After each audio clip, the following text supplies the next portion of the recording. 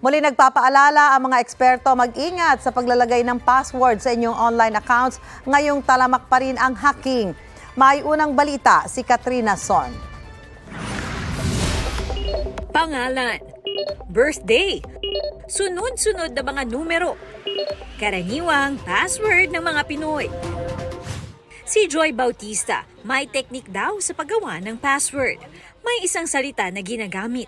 Iniiba lang ang dulo sa iba't iba niyang accounts, lalo na sa online banking. Yung pinaghirapan natin na sa pang-araw-araw na natin, iniipon natin, biglang mawawala na ganyan dahil sa ganyan. Isa naman sa mga kaibigan ni Eleanor Gonzalvo ang nahack ang social media account.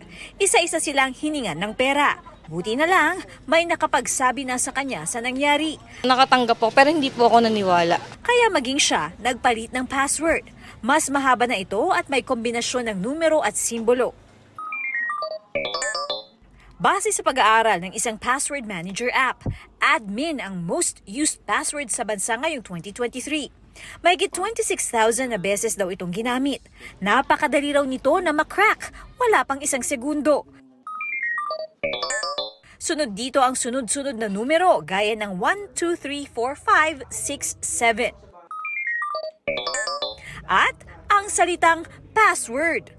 Tandaan natin na yung password, yun yung first line of defense natin para i-secure yung mga account natin. Ginagamit natin sa social media accounts, sa email, sa telepono natin. Pag nanakaw o pag na-compromise yung password mo, pwede nang pasukin yung, halimbawa, yung email mo.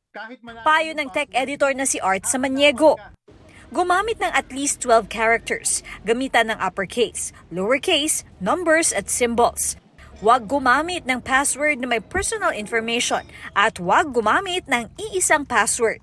Huwag mo isulat ang password mo at huwag mo ilalagay sa Excel file o sa Word file sa computer mo. Kasi pag na-hack yung computer mo, mananakaw na lahat yung password mo. Ang pwede mong gawin, kumuha ka ng password manager. Ito ang unang balita. Katrina Son para sa GMA Integrated News. Mauna ka sa mga balita. Bisitahin at mag-subscribe sa GMA Integrated News sa YouTube. Sa mga kapuso abroad, samahan nyo kami sa GMA Pinoy TV at sa www.gmanews.tv.